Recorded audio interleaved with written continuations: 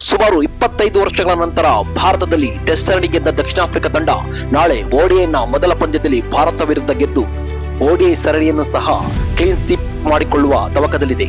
ಸತತ 11 ಟೆಸ್ಟ್ ಪಂದ್ಯಗಳನ್ನು ಗೆದ್ದು ಸೋಲಿಲ್ಲದ ಸರದಾರದಂತೆ ಮೆರೆದಾಡುತ್ತಿರುವ ವಾಮನ ಗಾತ್ರದ ದಕ್ಷಿಣ ಆಫ್ರಿಕಾ ತಂಡದ ನಾಯಕ ತೆಂಬಾ ಬೌಮಾ ಅವರು ನಾಳಿನ ಪಂದ್ಯಕ್ಕೆ ಏನು ಮಾಸ್ಟರ್ ಪ್ಲಾನ್ ಮಾಡಿಕೊಂಡು ಬರುತ್ತಾರೋ ನೋಡಬೇಕು. ಭಾರತ ದಕ್ಷಿಣ ಆಫ್ರಿಕಾ ತಂಡ ಇದುವರೆಗೆ 94 ಓಡಿಐ ಪಂದ್ಯಗಳನ್ನು ಆಡಿದೆ. ಅದರಲ್ಲಿ ಭಾರತ 40 ಪಂದ್ಯಗಳನ್ನು ಗೆದ್ದರೆ ಉಳಿದ 51 ಪಂದ್ಯಗಳನ್ನು ದಕ್ಷಿಣ ಆಫ್ರಿಕಾ ಗೆದ್ದಿದೆ. 3 ಪಂದ್ಯಗಳು ಡ್ರಾ ಆಗಿವೆ. ಈ ಲೆಕ್ಕದಲ್ಲಿ ಭಾರತಕ್ಕೆ ಹೋಲಿಸಿದರೆ ಓಡಿಐನಲ್ಲಿ ಸೌತ್ ಆಫ್ರಿಕಾ ತಂಡವೇ ಮೇಲುಗೈ ಸಾಧಿಸಿದೆ. ಈ ಅಂಕಿಅಂಶಗಳನ್ನು ಗಮನದಲ್ಲಿಟ್ಟುಕೊಂಡು ಸೌತ್ ಆಫ್ರಿಕಾ ಗೆಲ್ಲಲೇಬೇಕೆನ್ನುವ ಮನೋಭಾವದೊಂದಿಗೆ ನಾಳಿನ ಪಂದ್ಯಕ್ಕೆ ಕಣಕ್ಕಿಳಿಯಲಿದೆ. ಆದರೆ ದಕ್ಷಿಣ ಆಫ್ರಿಕಾ ಅಂದುಕೊಂಡಂತೆ ಸುಲಭವಾಗಿ ಈ ಪಂದ್ಯವನ್ನು ಗೆಲ್ಲಲು ಸಾಧ್ಯವಿಲ್ಲ.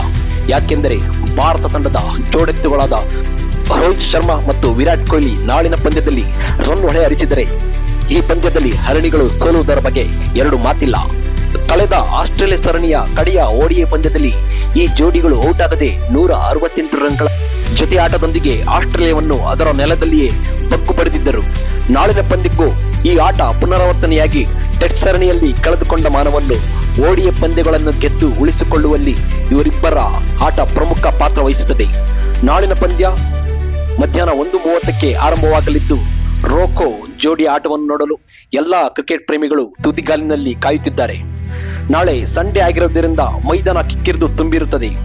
ಒಂದು ಮಾಹಿತಿಯ ಪ್ರಕಾರ ಸುಮಾರು 15 ದಿನಗಳ ಹಿಂದೆ ಈ ಪಂದ್ಯದ ಟಿಕೆಟ್ಗಳೆಲ್ಲ ಸೋಲ್ಡ್ ಔಟ್ ಆಗಿವೆ. ಅದೇ ಕಾರಣಕ್ಕೆ ಕೊಹ್ಲಿ ರೋಹಿತ್ ಅನ್ನು ಜೋಡೆತ್ತಿ ಎಂದು ಹೇಳುವುದು. ಮತ್ತೊಮ್ಮೆ ಇವರು ಕಮಲ್ ಮಾಡಿ ಹರಣಿಗಳನ್ನು ಮಣ್ಣು ಮುಕ್ಕಿಸಿದರೆ ಈ ಪಂದ್ಯವನ್ನು ಗೆದ್ದು ಭಾರತ ಶುಭಾರಂಭ ಮಾಡಲಿ ಎನ್ನುವುದು ಎಲ್ಲ ಕ್ರಿಕೆಟ್ ಪ್ರೇಮಿಗಳ ಪ್ರಾರ್ಥನೆ.